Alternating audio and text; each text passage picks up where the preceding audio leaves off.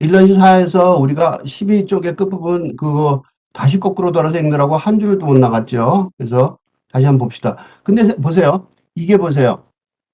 그러니까 이 철학적인 것, 그러니까 새로운 철학적인 거죠.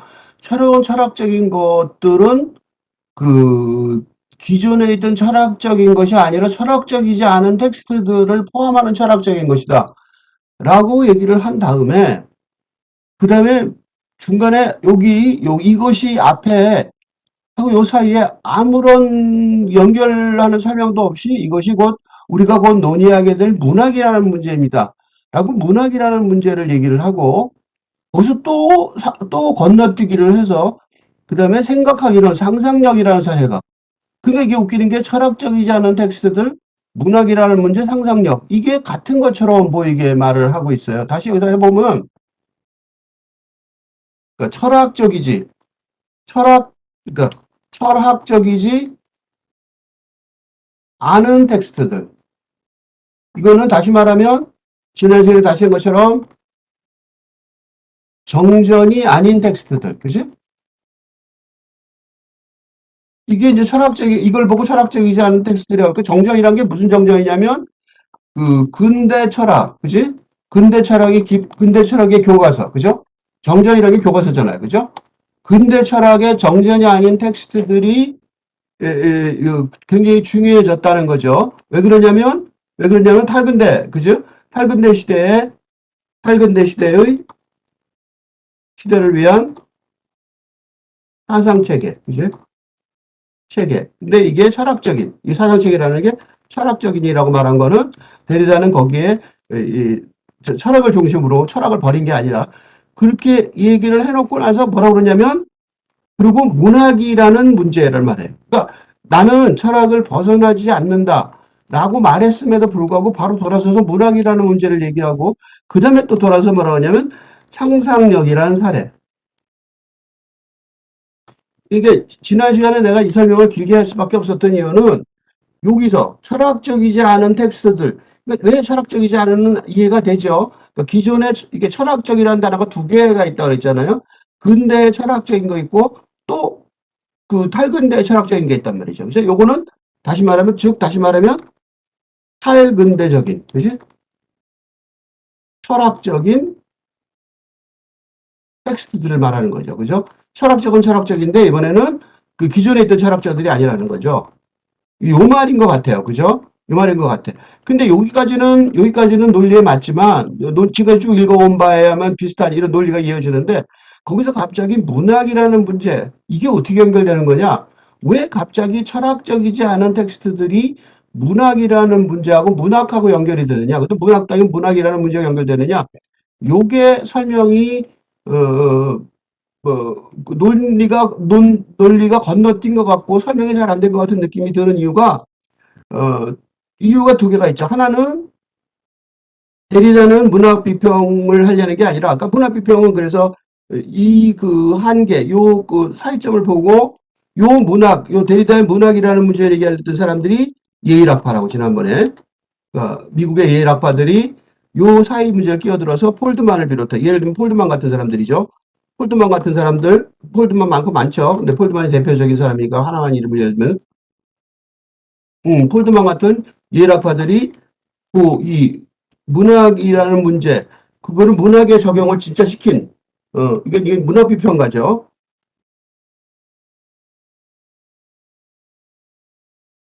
문학비평가들. 문학비평가들이 중간에 끼어들었던 거예요. 그러니까, 데리다는 이때 문학이 아니라 문학이라는 문제라고 말하는 이유는 이 시적 상상력, 그러니까 새로운 세계를 열어가는, 그게 지난 시간에 내가 길게 설명했던 이유인데, 이 문학이라는 단어가 나오는 이유가 뭐냐? 이게 뭐냐면, 새로운 세대를 열어가는, 새로운 세상, 그죠? 그러니까, 다시 한번 정리를 하면, 산문 구조, 산문 언어의 기존 체계. 기존 체계는 산문 언어로 돼 있죠. 또 법이라는 건 뭐 사람들이 상식적으로 서로 이해하는 거는 이 산문 언어로 한 기본 체계죠. 를 포월, 타파, 타파보다는 포월이 맞죠. 근데 하여튼 타파하거나 포월하는 타파라고 얘기해도 알아들기 쉬울 것 같아서 내가 포월하는 이라는 단어를 쓰고 타파를 썼어요. 하려는 그게 뭐냐면 시적 상상력의 언어. 그지? 이게 이제 필요하기 때문에 그래 이제 새로운 시대가 열리니까. 그러니까 그러니까 포에라는 새로운 시대를 위한, 그지? 새로운 시대를 새로운 사상 체계 구축하는 기반이 되는 시적 상상력의 언어가 필요하단 말이죠. 이게 시적이라는 단어를 썼지만 왜 시적이라는 단어를 굳이 썼냐면 이게 산문 언어. 우리가 쓰는 보통 언어들도 다 문학도 언어고 산문 언어도 언어잖아요. 근데 왜 산문 언어를 시적 상상력을 했냐면 보통 우리가 문학적 상상력 그러면 바로 이걸 말한단 말이에요. 시적 상상력을 말하는 거죠. 산문 언어는 보통 우리가 쓰는 우리 그 법률 언어라든가 일상 언어, 그죠? 일상 언어 체계, 일상 언어 체계 를 그걸 넘어가야 되니까 새로운 사회에서 시적 상상력, 문학적 상상력 요게 필요해서 문학이라는 단어를 쓴 거예요. 그러니까 문학이라는 단어는 문학 자체를 말하는 게 아니라 새로운 세상을 연결해가는 새로운 언어 체계. 그래서 데리다의 작품들을 데리다의 이걸 읽을 때 지금 우리 읽는데 어때요? 뭐 몇 줄 안 되는데 왜 이렇게 해석이 많아? 꼭 모처럼 그래요. 시를 읽는 것처럼 해석이 많죠.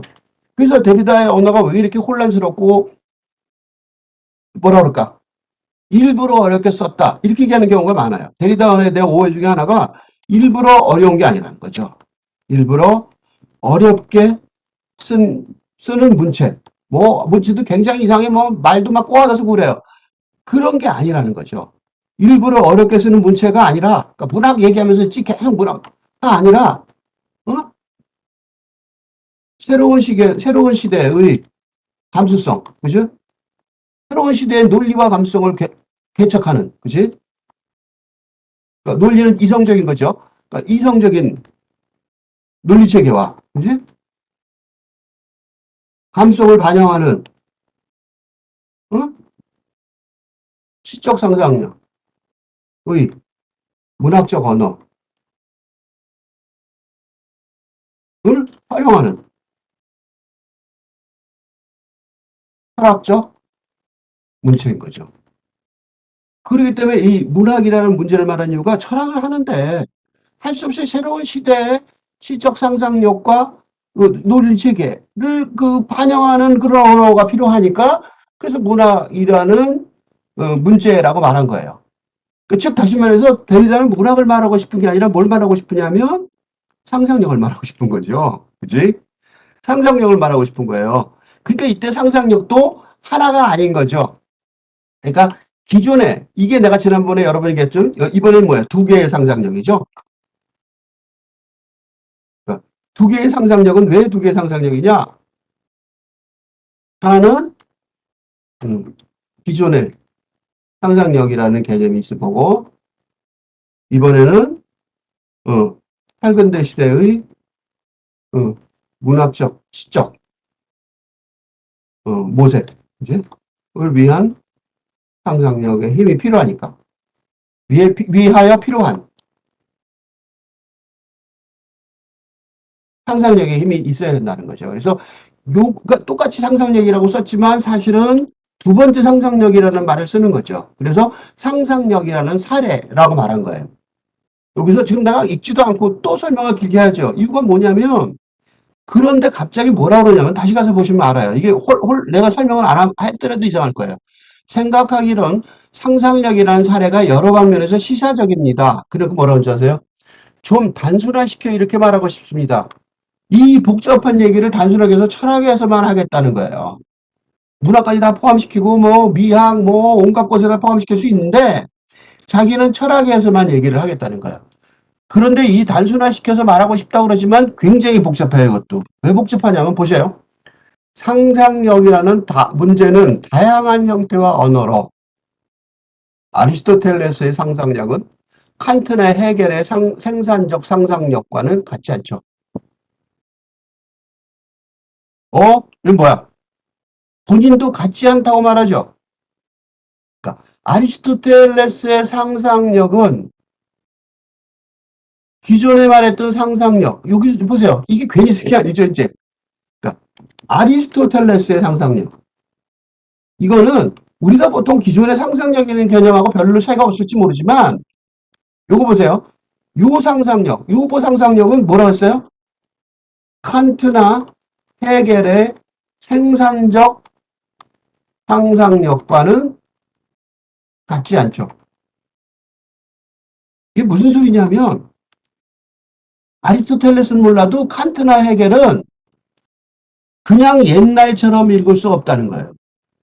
그러니까 이 글이 복잡해지 간단하게 말하려고 말하는 이유가 뭐냐면 그러니까 새로운 시대, 팔근대 시대에 이 상상력을 모색하는, 탐구하는 방법론에 있어서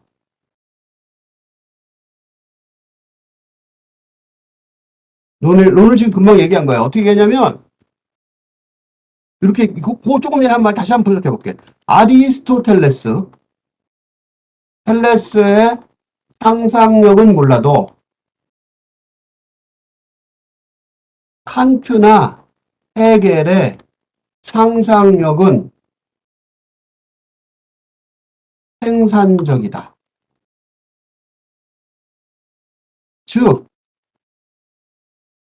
기존의 상상력 개념을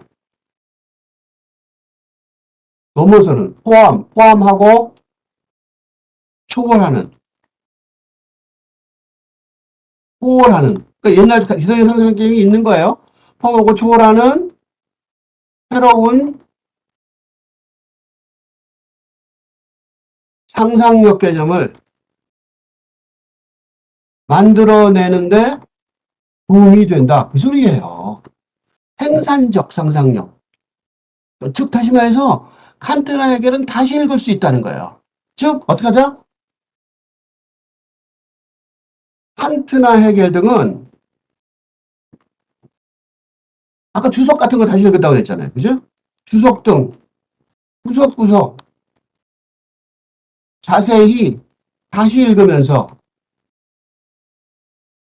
새로운 팔근대 시대를 위한 소위 문학적이라고 말할 수 있겠죠. 문학적, 시적이라고 말할 수 있죠. 상상력의 체계, 상상력의 체계를 만드는데 생산적이다. 생산적이 될 수 있다. 그 소리예요. 다시 가서 볼게요. 이게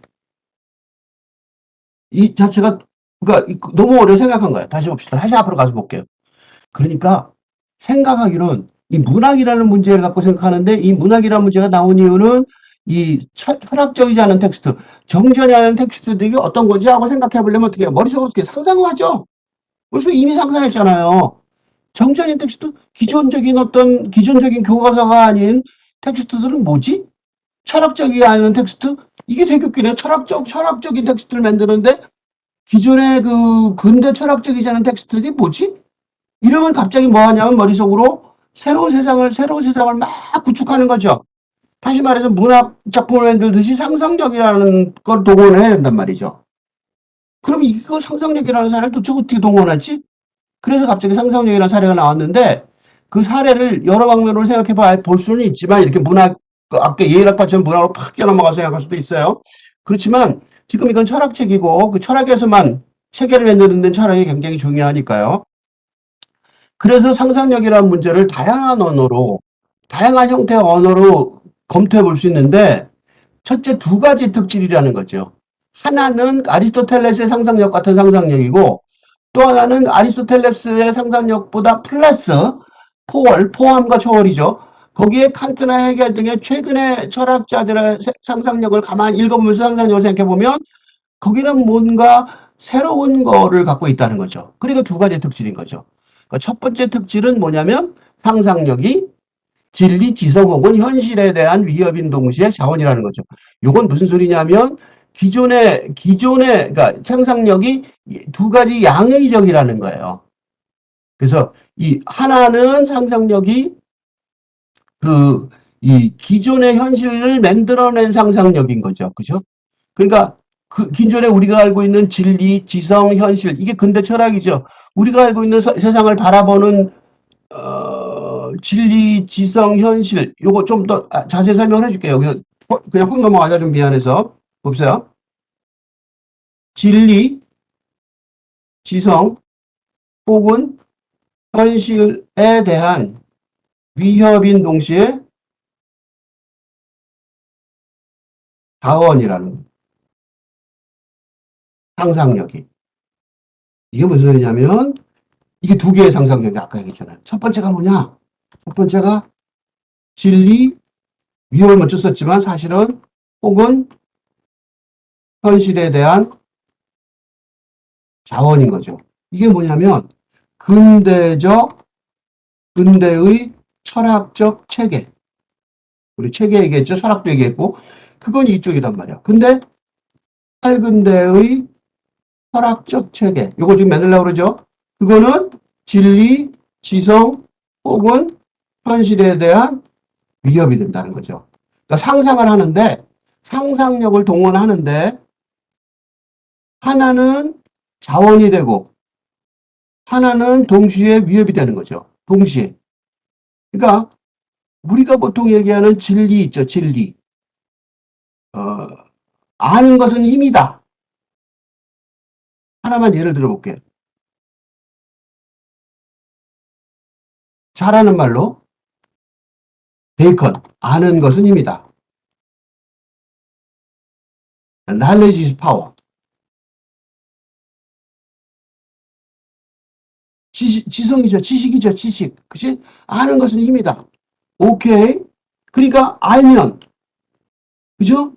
아는 거. 알면 힘이 되는 거예요. 돈이 된다는 거죠. 그죠? 돈이 되고 뭐가 다 되죠. 또 공부 열심히 하잖아요. 아는 것은 힘이다. 이게 우리 학교에서 다닐 때, 이거 진리죠, 진리. 안 그래요? 진리라고. 진리, 지성. 그리고 이게 뭐야? 이게 현실이죠, 현실. 이게 현실이란 말이에요. 그치? 맞아요? 학교를 왜 다녀요? 이것 때문에 다녔잖아요, 학교. 그치? 이러면 요새 컴퓨터 전문가 갖고 시끄럽죠. 대통령이 컴퓨터 전문가를 뽑아라 그러니까 사람들이 시끄러워요. 무슨 시끄러워요? 반도체 전문가 말이에요. 반도체 전문가. 반도체 전문가 한번 생각해 봅시다. 반도체 전문가 양성. 우리나라 반도체가 밀리고 AI가 밀리고 해서 반도체 전문가를 특별히 양성해야 된다. 어? 대폭 양성하자. 이거의 전제가 뭐예요? 아는 것은 이미 다잖아. 바로 얘 사례예요, 사례. 아는 것은 이미 다 사례라고. 반도체 뭘 양성하자. 지금 이게 우리나라 국가의 어떤 그 대통령도 지금 새로운 신임 대통령도 이걸로 되게 열심히 얘기하잖아요. 그죠? 이렇게 말하는 가장 큰 근본적인 이유가 뭐냐면 아는 것은 힘이다. 그죠? 뭐예요? 이 아는 것의 상상력은 근대 철학적 체계, 진리, 지성, 현실에 대한 자원이라는 거죠. 자원, 리소스, 자원, 천연 자원, 지적 자원이란 말이죠. 그죠? 맞아요? 근데 이거 반대파들이 있어요. 무슨 반대파들이 있어요? 아는 게 과연 전부 다 힘이냐 이거죠. 그죠? 그게 내가 얘기하는 언러닝이에요. 이게 러닝이잖아, 러닝. 학교는 러닝의 장소죠. 그치? 배움의 터전. 그치? 배움의 터전. 그잖아. 배움의 터전. 맞죠? 근데 학교는 아는 것은 힘이다. 그치? 러닝이란 말이에요.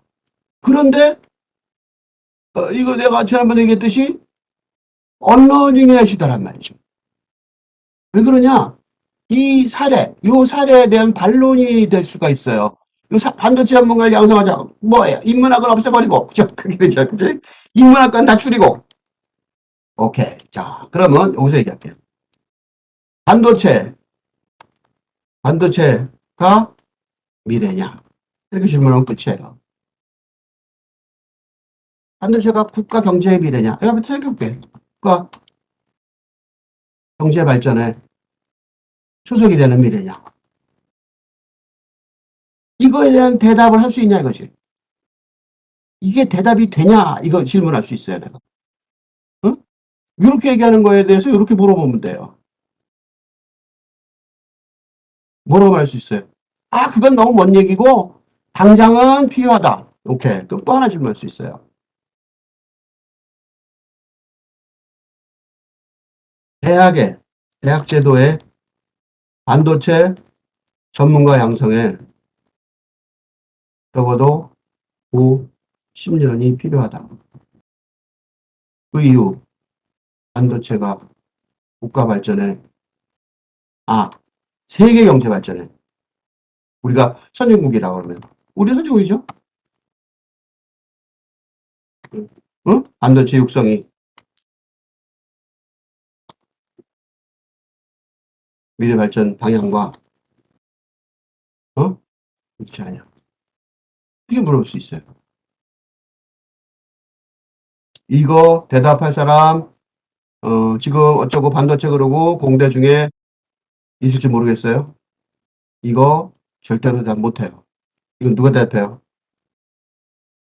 이 중차대한 질문에 대한 대답은 인문학적 상상력,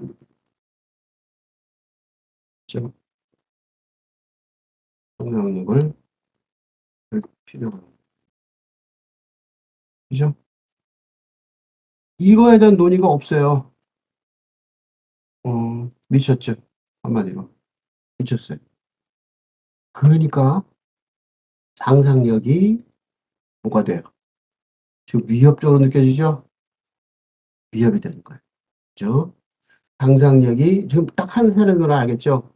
그럼 또 심하게 해볼까요? 학교 왜 다녀요? 공부 왜 해요? 공부해서 뭐 하냐? 무슨 쓸모가 있는? 이런 질문에 대해서 대답하기 어렵게 돼버렸어요. 생각보다 굉장히 중요한 질문인 거죠. 그죠? 생각보다 굉장히 중요한 질문이에요. 학생들이 이렇게 질문했을 때, 딴 가지고 공부해. 누구한테 그렇게 얘기할 수 있어요?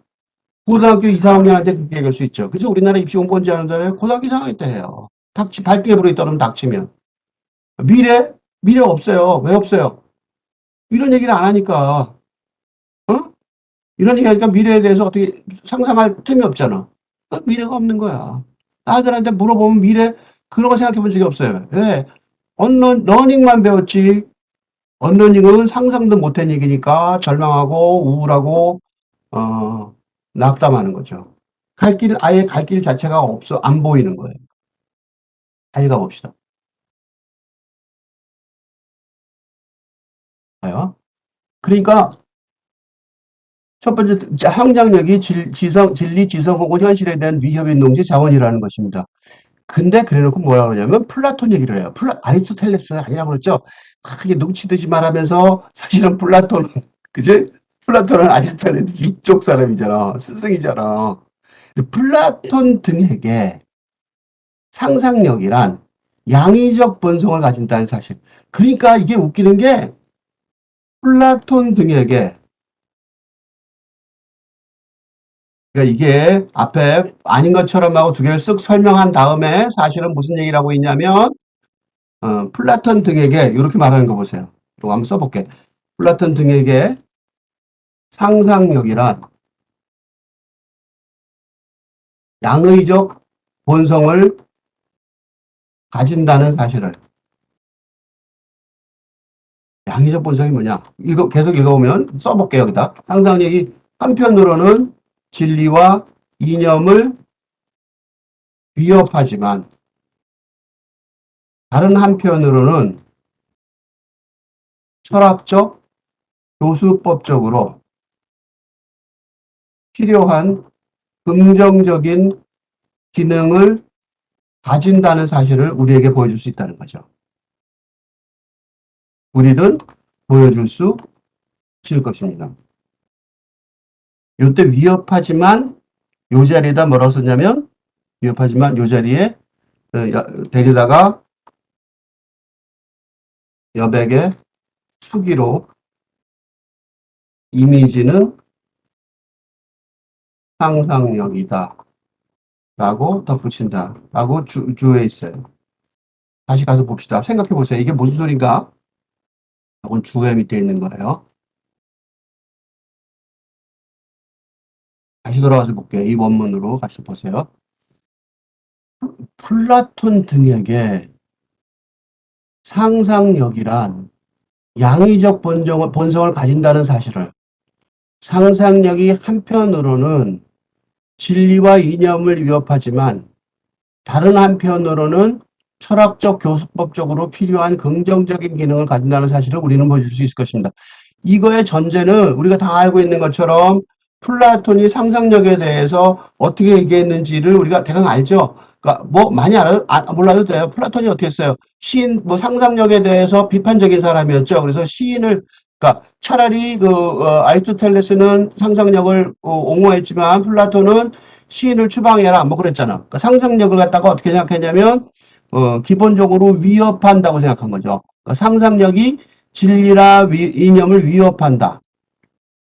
라고 생각했던 거예요. 그래서 플라톤에 뭐가 있었냐면 시인 추방론이 있었던 거죠. 그죠? 음.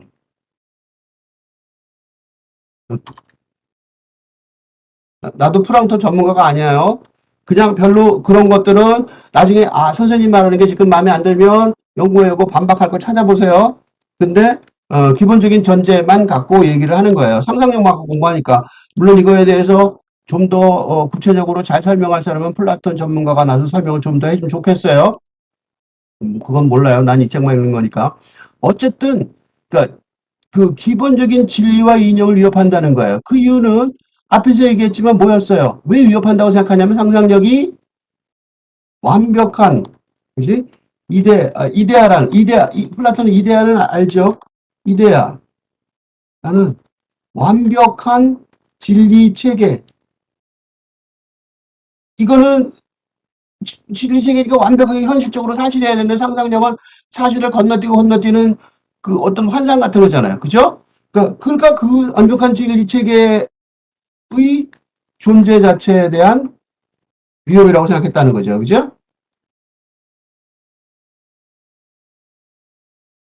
진리라는 게 이데어라는 말인 거죠. 그러니까 진리 존재 자체는 위협이라고 생각해서 이게 고등학교 때 배운 거죠. 나도 그 정도 갖고만 생각해도 돼요. 더 물론 공부하면 좋겠지만 왜냐면 이미지 자체가 상상력이니까 시인들이 생각하는 이미지는 사실이 아니니까 이렇게 얘기하면 플라톤의 논리를 여기서 받아들인 것처럼 보이지만 여기까지는 플라톤이 보통 얘기하는 얘기를 다시 한번 정리한 것 같아요. 그렇죠? 그리고 그 설명을 제대로 한 것 같아요. 그런데 데리다가 한 편 더 해줘요. 한편으로는 철학적 교수법적으로, 그죠? 철학적 교수법적으로 필요한 긍정적인 기능을 가진다는 사실. 무슨 소리냐면 플라톤이 얘기하는 이런 얘기, 너 한번 이렇게 생각해봐. 라는 이런 것들. 시인을 추방하려고, 왜 시인을 추방해야 돼? 라고 얘기하는 거를 가만히 생각해 보면 플라톤이 어떻게 했다는 거예요? 이런 상상을 한 거잖아. 그치? 그죠? 진짜로 위협해요? 시인이 총 들고 와서 이데아라는 완벽한 체계를 무너뜨리나? 플라톤이 왜 이런 생각을 한 거야? 그래서 왜 시인 추방론 이런 얘기를 한 거야? 이데아라는 완벽한 진리 체계를 상상한 거예요. 그치? 그러니까 플라톤이 원튼 원하지 않던 아주 초반부터, 그러니까 아까는 여기서는 이게 요거가 당연한 거로 생각했던 거잖아요. 그죠? 그리고 요거는 아리스토텔레스 같은 거야. 그래서 아까 얘기했듯이 아리스토텔레스의 상상력, 그죠? 아리스토텔레스의 상상력은 당연한 거라고 생각했던 거예요. 근데 우리가 당연한다고 생각했던 이 체계 자체에 뭐가 있다? 요거는 굉장히 데리다가 웃고 있는 것 같아요. 즉, 이 완벽하고 당연하고 하고 자연스럽다고 생각한 여기는 그지? 체계 내부에 그죠? 어떻게 될까요? 파열음이 있는 거죠. 그죠? 균열이 있다는 것. 균열 있다는 것을 스스로 증명하는 사례라고 얘기해줘요. 그지? 그러니까 플라톤 자체도 상상력, 야, 그 상상하는 애들지, 걔네들, 그러니까 이게 현실 진리의 실제 세계, 실제 진리의 세계 자체에 이거 위협이 되는 거 아니야? 그치? 그렇게 상상하면 그건 환상이지, 실제는 아니잖아. 라고 얘기하는 그런 거를 생각하는 뭐 했어요, 지금? 내파했다. 안에서. 안에서 파괴시켰잖아요. 그죠? 그지만 그것도 상상력이고, 그 상상력으로 어떻게 했다는 거야? 철학적 교수법적으로 필요한 기능을 가진다는 사실. 써먹었잖아, 그 상상력을. 그걸 보여준다는 거예요. 그러니까, 플라톤 자체가 상상력에 뭐 했다? 양의적 본성을 가졌다. 두 개가 양의적 본성이 있다는 거를 플라톤 스스로가 입증했다는 거예요. 그죠? 플라톤 스스로가 입증한 거예요. 상상력은 적어야 돼. 추방시켜야 돼. 그런 쓸데없는 상상력. 그러니까 실제 진리 체계하고 실제 세계하고는 관계없는, 어? 부가적이고, 그 기생하는 세계잖아. 그러니까 그거는, 그지? 그지? 이미지로 말하는 거니까, 이미지 말하는 그런 상상력은, 어? 그 실제 세계 위협이잖아. 라고 설명하는 요 설명 체계. 이게 플라톤의 주류 설명 체계라고 볼 수 있는데, 그 설명 체계 자체를 뭘로 설명하냐면 상상력으로 설명하고 있다는 거예요. 즉, 다시 말해서 철학적 교수법적으로 필요한 긍정적인 기능을 가진다는 사실을 플라톤이 입증해 보여주고 있는 거죠. 완벽해? 안에서도 금이가 있는데? 라고 보여주는 거예요. 그렇죠. 그래서 다음에 뭐라고 써있냐면 상상력은 그러니까 뭐야? 허구의 장소인 거죠. 무조건. 픽션의 장소인 거예요. 액츄얼, 실제 세계. 이데아가 실제 세계인 것처럼 플라톤이 설명하고, 이 이데아가 실제 세계, 이데아가 실제 세계예요? 실제 세계죠. 하나만 예를 들어 볼게요. 아름다움, 뷰티, 한자말로 써 미, 그죠? 미. 이게 실제 세계 아니에요? 이거를 위해서 이게 실제로 있다고 치고 이걸 위해서 어떻게 해요? 아름다움을 위한 희생, 다이어트, 성형, 어? 이게 지금 이걸 위해서 행하는 거잖아요. 아름다움이 라는 이걸 대문자로 써볼까? 그럼 뭐예요? 이데아.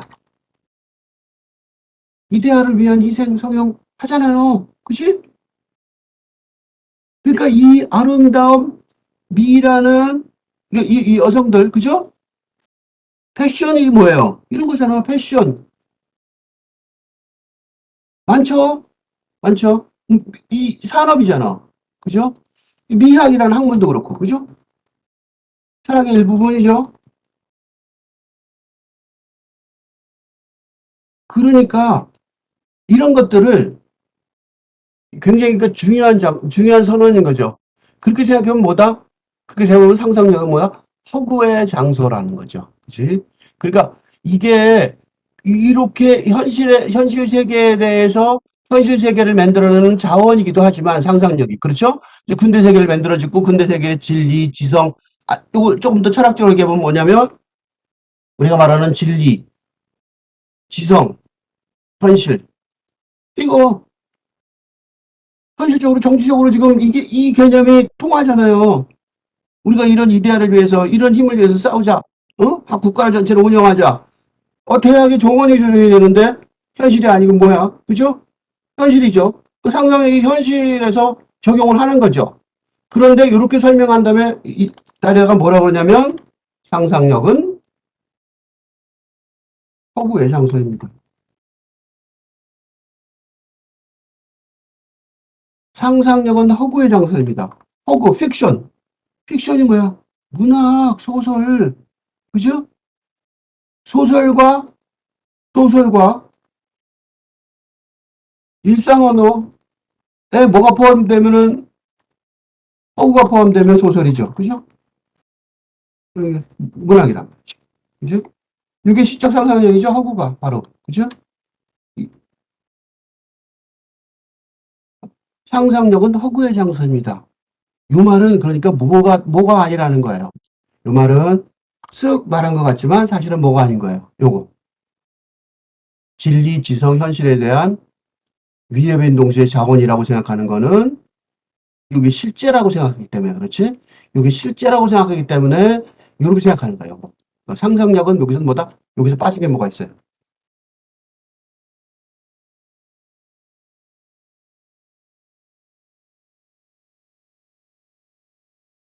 실제성이다. 실제적이다. 실질성이다. 실제성. 말을 뭐라고 말한, 용어는 액츄얼리티를, 그러니까 허구의 반대말을 쓴 거지, 지금 내가 금방. 허구가 아니고 실제로 진짜로 작동되는 거다, 이거지. 그치? 실제로 진짜 작동되는 거다라고 얘기를 했는데, 어, 양의적이라는 거죠. 그거는 플라톤에서부터 양의적이었다는 거예요. 그렇죠? 플라톤 양의적. 그 하나 더 해보면 그래서 그러니까 상상력은 대개 그렇지만 그건 어떤 종합의 장소, 매개의 장소, 그냥 허구라고 해서 문학작품처럼 문학적 상상력인 것처럼 아무것도 없는 상상력, 하늘에 있는 상상력이라기보다는 현실에 직접 작용하는 상상력인 거죠. 그러니까 뭔가 종합되는 뭔가 매개의 장소이기도 하단 말이죠. 그러니까 칸트가 뭐라 그랬냐면 상상력은 정확히 제3항, 제3자입니다. 나는 플라톤과 칸트 잘 몰라요. 그리고 우리가 지금 세계관에 지금 칸트는 플라톤이나 칸트를 잘 모르지만 또 이걸 굳이 이런 체계 기존에 우리가 공부했던 그런 플라톤과 칸트를 공부하던 체계 자체로 공부하고 싶은 마음도 없어요. 그냥 데리다가 말한 요것만 갖고 정도 그냥 넘어가고 싶은 마음이에요. 나는. 근데 만약에 플라톤 칸트를 지금 내 이 글을 보고 전공을 한 다음에 요액에 대해서 반론이 있으면 그 반론을 듣고 좀 더 배우고 싶은 마음은 있어요. 그죠? 칸트도 그래서 정확히 제3항 제3자라고 말한 이유가 바로 이런 매개의 장소에 대해서 얘기하는 거예요. 그런데 이런 얘기들을 제3자 문제를 난 요거 자체까지는 이거는 이제 안에 네 개, 그러니까 그 기존의 근대 철학 체계 네 개, 내의 상상력이 진리나, 그러니까 그 칸트도 그랬죠. 진리가 구체적이고 실제적인 거라고 생각하는 그런 분이었죠. 그런 식으로 근대 철학에서 설명을 했지만 칸트의 경우에도 칸트의 경우도 마찬가지로 제3자, 제3항, 그죠? 제3항이고 제3자를 설명해내는 거가 된다는 거죠. 그래서 이 실제성과 그 다음에 허구, 그지? 이 양의적 본성을 둘 다 합치는 무언가가 포괄해내는 이 상상력의 양쪽 두 개를 포괄해내는 어떤 제3자의 문제로 지금 우리 현재 상상력의 현재 문제는 귀착되고 있다는 거죠. 그래서 내가 왜 여기서 종합이 없는 변증법을 썼냐면 이렇게 얘기하는 거 제3자 얘기하는 걸 가만히 듣다 보니까 뭐가 생각이 나냐면 해결의 생각이 나요. 그렇죠? 해결의 변증법. 그죠? 근데 이 세 번째 항은 종합화의 분류를 가능하게 하는 매개적 제3자로 취급될 수 있습니다. 이것도 저것도 아닌 이것과 저것의 종합을 가능하게 하는 것이죠. 그러니까 종합화의 분류 요 말을 해결해. 요 말을 좀 정리를 해보면 기존의 상상력이 실제적으로 적용을 하는 실제성을 가지고 있었다는 것 하나하고 두 번째 상상력이 사실은 허구의 힘을 가지고 새로운 상상력을 만든 이거는 플라톤부터 계속 그래왔다는 거고 그렇죠? 이게 지금 스스로 혼자 한번 생각해 본 게 아니라 이렇게 두 개가 있었던 거죠. 그죠? 요게 상상력의 양의적 본성이라고 말할 수 있는데 그러니까 이렇게 양의적 본성이 이렇게 되면 이 상상력의 이 상상력이 실제적으로 적용되는 상상력, 그죠? 우리가 말하는 진리, 상상이죠. 그죠? 진리. 이념, 이런 것들은 다 이념, 이게 실제적인 상상력인 거예요. 그죠? 이념, 이데올로기로 많은 사람들이 죽었죠? 그죠? 그러니까 이거는 이제 지금 우리가 상상력 안에, 이런 이념 안에, 그러니까, 어, 어디까지 설명해야 될지 모르겠는데 하여튼 하나만 설명하면 우리가 공산주의가 이념이죠. 우리가 말하는 주의, 이즘, 이즘, 커뮤니즘, 공산주의, 공산주의 등 이데올로기, 그죠? 이즘 말하는 등 이데올로기를 말해요. 이데올로기가 사람을 죽이죠.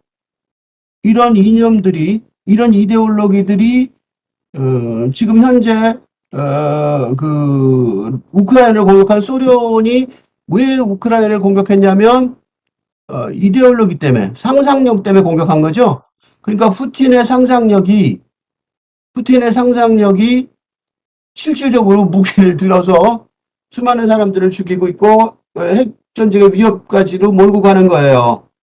그러니까 이게 어마어마한 얘기예요. 어마어마한 얘기예요. 그러니까 상상력이 그냥 한번 생각해 보는 게 아닌 거죠. 그러니까 상상력이 허구라는 사실을 모르기 때문에, 그지? 상상력이 허구성이 있다는 사실까지 알면 굳이 그렇게 무기를 들어서 자기의 이데올로기, 푸틴의 이데올로기가 공산주의는 아닌 것 같고, 그거보다 더 전에 있는 러시아, 그지? 제정 러시아 시대, 어, 그러니까 근대 이전이죠. 이거는 우리나라도 마찬가지예요. 북한의 이념, 이데올로기들이 뭐예요? 그게 도대체. 북한은 왜 그렇게 미사일을 쏘고, 어, 그렇게 위협을 하는 거예요? 실질적인 거죠? 그 사람 생각하는 위험, 진리와 이념, 현실은 그런 거죠. 그죠? 그 사람들이 생각하는 현실은 그런 거예요. 북한도 나는 보통 저거라고 생각하는데, 전근대적인 어떤 말하자면 왕정, 그죠? 그런 이게 지금 이게 제국주의, 그죠? 그러니까 왕정 시대 러시아의 러시아, 그죠? 러시아라는 것 자체가 왕정 시대, 그죠? 그러니까 이런 상상력이 실질적으로 이렇게 현실적으로 적용되는 건데, 그죠? 그거를 데려다가 지금 상상력의 허구의 장소라는 거를 지금 폭로를 한 거예요. 그죠? 그런데 그러면 이게 현실에다 두 개가 어떻게 적용이 돼야 되죠? 그러니까 이 지금까지 말한 것, 그러니까 그 철학자들이 말한 것, 칸트나 헤겔이 말한 것들, 칸트나 플라톤이 말한 것도 요쪽인데 그런 거 안에 가만히 들여다보면 요런 구석이 있고 그러니까 결국은 이 두 개를 포괄하는 이 전체를 전부를 요 앞에 것들을 포괄하는 제3자 제3자나 제3항 그죠? 세 번째 항목 제3항 등이 요거는 앞에 걸 갖다가 두 개를 종합하거나 그래서 여기서 뭐라고 썼냐면 종합 화해 분유라고 썼어요. 폴이라고 안 쓰고 분유는 나눠서 분은 나눈다는 뜻이고 어려운 단어니까 이렇게 설명하기 곤란하니까 썼어요. 유는 가진다는 소리예요. 그러니까 종합 화해 분유한다는 그랬어요. 하는 매개적을 가능하게 하는 매개적 제3자, 제3항 이라고 했단 말이죠. 그러니까 이걸 이 두 개를 이 상상력이 실질적인 것이라는 것은 문제가 있는 것 같고 그죠? 그건 안에서 깨져야 될 것 같고 그게 아직도 안 깨져서 사실은 그게 안 깨져서 지금 그 전쟁이 나고 있는 건데 그러니까 지금 데리다가 한 얘기 이런 것조차 아직 못 와 있는 거죠. 저 정치가들이야 세계에서는 그래서 전쟁을 일으키고 있는 건데 그렇죠? 제정 러시아의 아름다운 제정 러시아 그지? 그 이데올로기를 가기 위해서 그게 뭔지 모르지만 우크라이나 사람들을 러시아 자기 백성들 자기 병사들도 죽이고 그러고 있는 거죠. 왜 그러냐면 그거를 종합화해 분유할게 할 수 있는 뭐 삼자가 있을 거라고 생각하는 것 같아요. 요거는 내가 보기에는 미국도 비슷한 것 같아요. 그래서 뭔가 전쟁 문제 말이에요. 우크라이나 전쟁. 그래서 무슨 매개적 제3자가 있어서 결론이 날 것 같은 여기서 분류라는 단어를 주목을 해야 되는데 나눠서 어떻게 소유한다는 거죠. 그래서 다시 돌아가 볼게요. 여기가 이 부분에서 오늘 할 얘기 중에 좀 어려운데 요거는 다음에 조금 이어져 가려고 그러는데 왜냐면 얘도 보세요. 이것도 저것도 아닌 이것과 저것의 종합을 가능하게 한다는 거죠. 이게 기존의 사고방식이에요. 그러니까 해겔의 정반합이라는 것이 해겔의 변증법이라는 것이 변증법이라는 것이 이것 디스 스시 디스 또 저것 that 슬라 어? 그러니까 요것도 아닌 것 같단 말이죠. 그죠? 그래서 요것도 두 개가 아닌 뭐 종합을 해서 되겠지 라고 저것도 아닌 그지? 둘 다 아닌 것 같으니까 설마 환상 허구는 아니지 그지? 전쟁이 지금 벌어지는 허구겠어 이렇게 얘기할 수 있잖아요. 그죠? 아닌 그것이 즉 요게 제3항이죠. 제3자. 요게 제3항이에요. 이것도 저것도 아닌 그것. 그러니까 둘 다 혼란스러우니까 그걸 두가 아니는 요 제3자. 매개적 제3자. 뭔가 벌어진 제3항. 제3항. 요런 것들의 조합이 될 거란 말이에요. 그것이 이것과 저것의 종합을 가능하게 하는 것이다.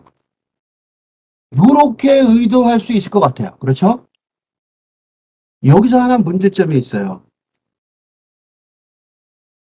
지금 내가 이렇게 설명하는 와중에 무슨 생각이 들었냐면 그러면 이 미국의 요런 여기 소련의 요런 생각 그죠? 푸틴의 요런 러시아를 공격하는 생각 그 다음에 우크라이나를 지원하는 이쪽 서구의 생각 그런 허구를 꿈꾸지도 마. 그건 말도 안 되는 소리 하지 마. 우크라이나가 이기나? 소련을 이겨? 그것도 좀 그렇죠. 그럼 이것과 저것을 종합하게 가능하게 하는 게 뭐지? 라는 생각이 들지요. 그러니까 즉 요게 될 것 같은 느낌이 안 든다는 거죠. 그렇죠? 다시 돌아가 볼게요. 요게 여기 설명이 잘 안 돼 있어서 요 다음 글을 보면 요게 설명이 좀 어려워요. 그러나 이 기능은 그리고 뭐라고 썼냐면 해겔 변증법 안에서 취했던 걸로 한정되지는 않습니다. 자, 다시 돌아가 설명해 볼게요. 아까 상상력은 실제성이다. 실제로 상상력이 있다는 거죠. 그래갖고 상상력이 전쟁도 일으키고 학교에서 죽어라고 공부하게 시키고 니들 열심히 해 달달 왜 뭐 어쩌고 그러죠.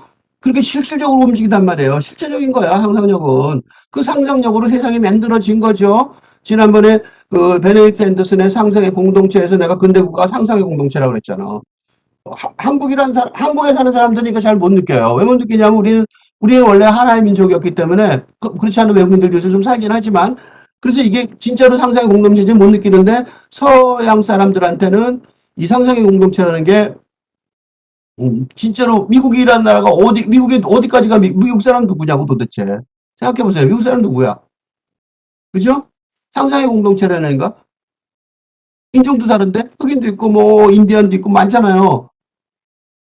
그러니까 이 근대적인 실제성도 아니고, 그죠? 이 실제성이 아니라 허구 같단 말이죠. 그죠? 이게 상상의 공동체, 이 사냥 하나가 상상의 공동체잖아. 베네딕트 앤더슨의. 그죠? 그러면 국가라는 것 자체가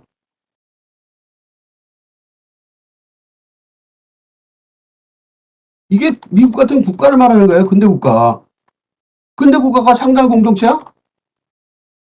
왜? 그러면 실제성도 아니고 상상성도 아니고 그러면 근대 국가가 뭐야? 그죠? 이거 두 개를 종합하는 게 과연 있을까요?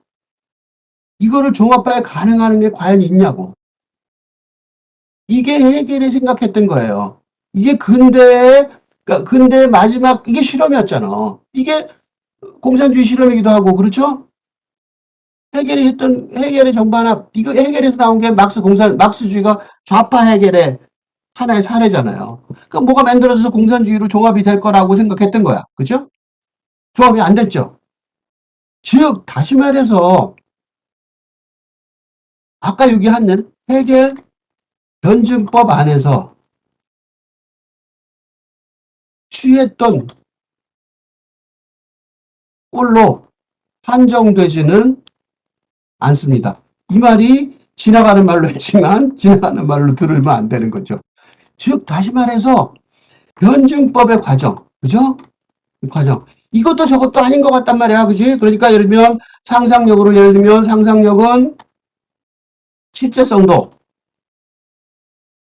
허구도 아닌 그것이 돼야 되는 것 같단 말이야. 그게 뭔지 모르지만, 그죠? 그 다음에 예를 들면 철학적 체계, 철학적 체계. 그러니까 철학적 체계라는 것도 철학적 체계라는 것도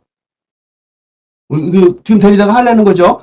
철학적 체계라는 것도 근대에 응? 근데 아까 말한 이런 체계의 지원, 그죠? 그런 지원이 그 상상이 그런 근대의 지원이 되는 상상력도 아니고 탈근대를 위한 근대 위협이니까 탈근대의 시작이죠. 또 아니고 근데 지원도 뭐 지원도 제대로 안 되는 것 같고 근데 위협도 아닌 것 같고 그거 뭔지 모르지만 하여튼 그 철학적 체계를 지금 찾고 있는 것 같단 말이죠. 즉 다시 말해서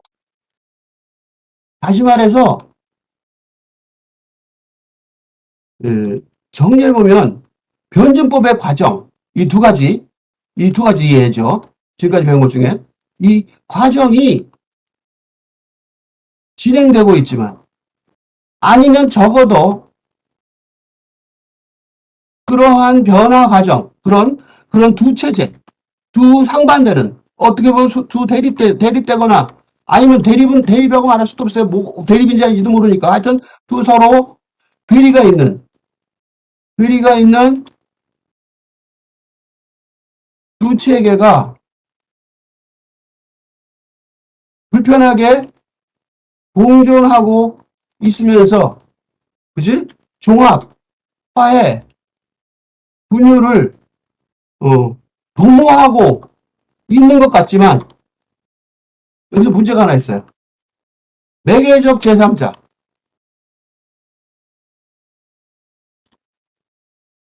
또는 제3항은 만들어지거나 그러한 단계에 도달하지 못하고 있는 그치? 그러니까 요 말이 아주 묘한 말이지만 굉장히 중요한 선언이 된 거죠. 그러니까 해결의 변증법이 우리 그 공산주의가 실패한 것도 마찬가지지만 똑같은 거예요, 여기서. 그런 단계에 도달하지 못하고 있다는 것 같다는 거죠. 그러면 현재 지금 새로운 세상을 잇는 방법이 뭐냐? 그게 맨 처음에 제목에 붙였던 이거예요. 종합이 없는 변증. 변증법의 사고방식으로 우리가 기존에 있는 탈근대 시대를 위한 사상 체계를 찾아서 그게 없으면 지금 해석이 안 되니까 뭐까지 얘기한다면 우크라이나 전쟁도 완전한 해결이 불가능할 거예요. 그러니까 그치? 소련이 전쟁을 이끈 사실이고 지금 많은 사람이 죽어가고 지금 교착 상태가 되고 더 많은 사람이 저렇게 전쟁이 교착 상태가 되면 더 많이 죽거든요. 우리나라도 6.25 때 언제 많이 죽었어요. 그 땅 따먹기 조금만 마지막에 땅 따먹기 서로 세력이 비슷해져 갖고 서로 조금씩 뺏고 그럴 때 육탄 용사 뭐 우리가 알고 있는 그 모든 유명한 6.25 전사 얘기들 학교 다닐 때 배웠던 그런 얘기들은 전부 다 뭐냐면 그 치열한 교착 상태에서 그렇게 많은 사람들이 죽은 거거든요. 그러니까 우크라이나 지금 전쟁도 소련군과 우크라이나 군들이 무의미하게 무수히 많이 죽어가고 있는데 그거를 해결하는 제3항이나 제3자, 종합, 화해, 분유, 나눠서 갖는 거죠. 종합하거나 화해하거나 분유할 수 있는 그런 걸 도모를 하고 있지도 않죠. 왜냐하면 왜 하고 있지도 않아요. 그거 매개적 제3자나 제3항이 만들어지거나 도달할 가능성도 안 보이니까 그래요. 지금 이거 추상적인 문제가 아니라 아주 구체적인 문제라고. 그러니까 해겔의 변증법 안에서 취했던 꼴로 만들어지는 것 같지 않다는 거예요. 해겔은 변증법적으로 그래 그러면 합의될 거야. 그지? 정반합. 그죠? 음. 어. 한쪽이 있으면 반대되는 게 있고 합쳐질 거다 이거죠. 그래서 합이 될 거야. 종합이 될 거야. 그지? 그렇게 했은 거예요. 종합은 안 되면 화해라도 되겠지. 아니면 나눠서라도 가지기라도 하겠지. 그럼 우크라이나가 나눠 간다 그래요? 절대로 자기 영토를 하나도 저거 못한대잖아. 양보를 못한대잖아. 나눠 갖기도 틀렸네. 그럼 소련이 그럼 물러날 것 같아요? 무수히 죽게 생겼네. 그러니까 문제는 뭐냐면 이게 지금 엄청난 소모전이지만 뭐가 없어요. 종합이 없는. 변칙의 과정으로 어쩔 수 없이 가 있는데 지금 우리가 그죠? 가 있는데 그 두 개를 그 종합화의 분유 뭐든지 그런 걸 해갖고 그걸로 뭔가 도달해야 되는데 그게 안 되는 게 현실이다. 자 보세요. 그러니까 양비 그리고 양시의 제3자는 그 절대적 이질성으로 인해서 통합될 수 없는 것. 그다음에 분뇨에 저항하고 체계에 저항하는 것. 체계가 다치지 않는 장소를 지시하는 것으로 해석될 수 있어요. 여기가 이제 내가 이걸 설명을 조금 한 다음에 이걸 다음 시간에 계속 할 텐데, 왜냐하면 이 자체가 어마어마한 문제라서 그래요. 그러니까 대리는 뭐라고 그러냐면, 이게 종합은 안 되고, 양비, this, see, this, la, not this, not that이에요.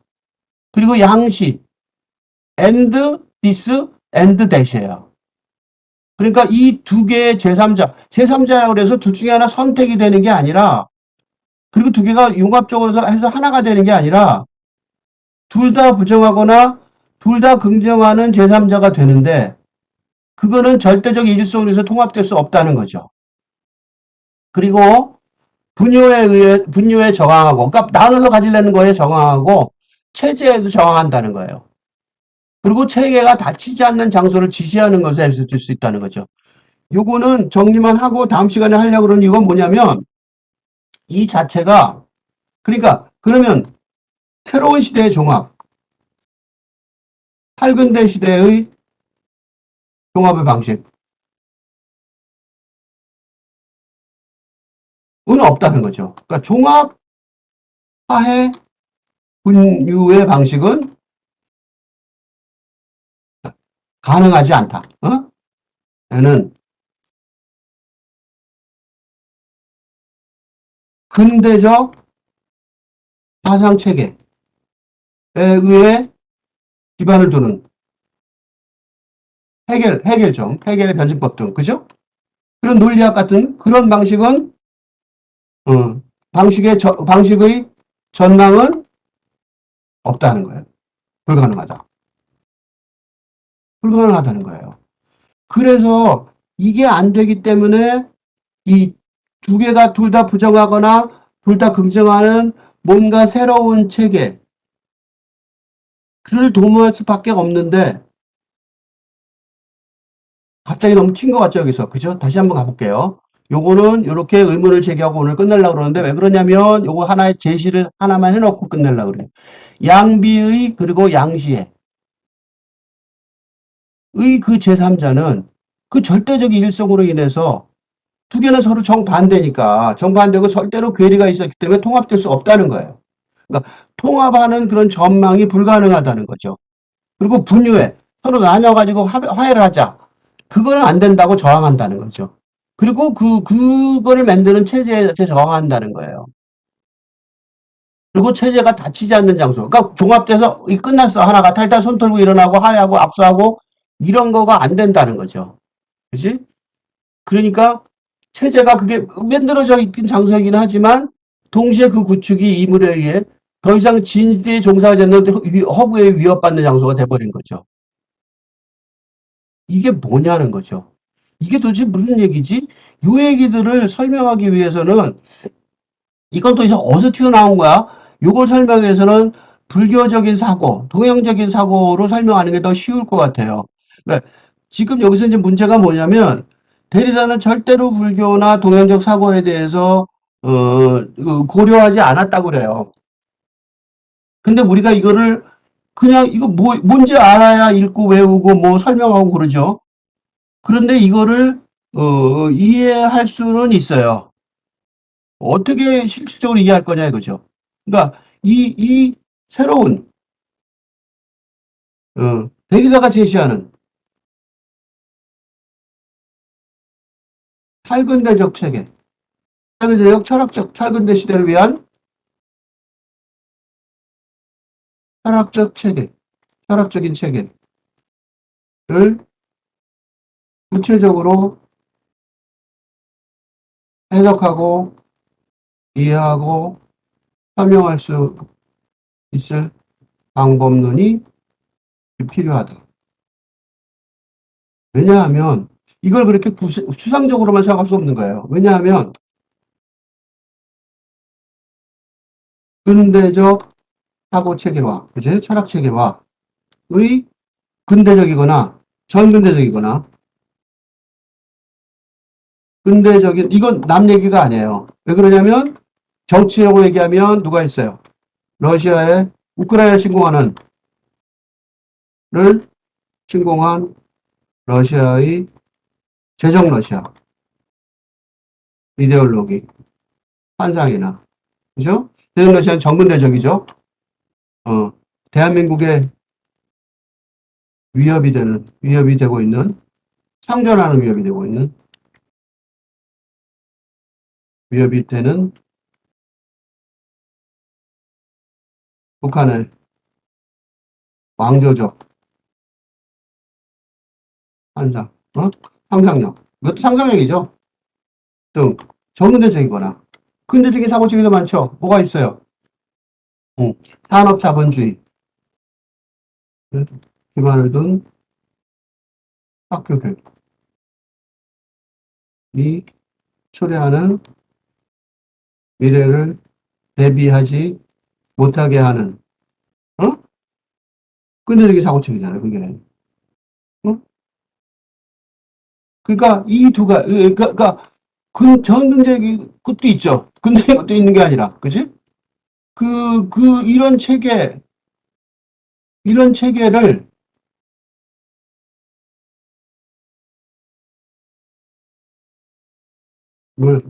궁극적으로 대체할 탈근대 시대를 상상력으로 구체적으로 구축하는 탈근대 시대의 체계를 철학적 체계를 철학적이고 현실적이죠. 철학적 체계에 기반을 둔 현실 세계를 구축하려 하는 노력을 구축하여야 하기 때문이죠. 그러니까 데리다의 이 공부가 그냥 철학적인 공부라면 그냥 이런 건 좀 어려워. 그치? 나중에 한번 하자. 그렇게 되겠지만 사실은 이런 전근대적인 사고 방식들이 지금 현재 구체적인 위협이 되고 있고 그다음에 이런 근대적인 그 사고 체계가 이 공부하는 거 무의미하게 만드는 이런 상황에서 그러면 새로운 세계는 도대체 어떻게 해야 되는지 그거를 구축을 못 해냈기 때문에 현실 세계에서 젊은이들이 뭘 공부해야 될지 어떻게 생각해야 될지 알 수가 없잖아요. 그러니까 탈근대 시대를 위한 철학적 체계를 구체적으로 이해하고 이게 철학 얘기가 아니라니까. 철학 얘기가 아니라 현실 얘기란 말이에요. 그러니까 이게 불가능한데 이거를 이렇게 철학적으로만 이렇게 조금씩 읽은 것처럼 그렇구나 그래 그리고 넘어갈 수가 없는 것이 그것이 실질적인 이런 세계 현실 세계를 상상력으로 구체적으로 구축해야 되기 때문에 이거를 제대로 설명하고 이해하고 해석하고 일 수 있어야 된다고요. 그거를 설명하신 방법론이 동양의 불교적 사고방식, 우리가 알고 있는, 우리에게는 친숙한 불교적 사고방식일 수 있으니까 그 설명을 한번 불교적으로 한번 설명을 해보려고 해요. 그래서 여기서 문제를 제기하고 여기서 전혀 다른 관점에서 다시 한번 이번에는 이제 데리다 얘기만 갖고 하는 게 아니라 데리다 얘기를 가지고 더 그 그래야지만 데리다이가 현실적으로 지금 우리한테 당장 써먹을 수 있는 문제 걸로 해석이 되고 이해되고 설명될 수 있을 테니까 그래서 오늘은 설명을 여기까지만 하려고 합니다.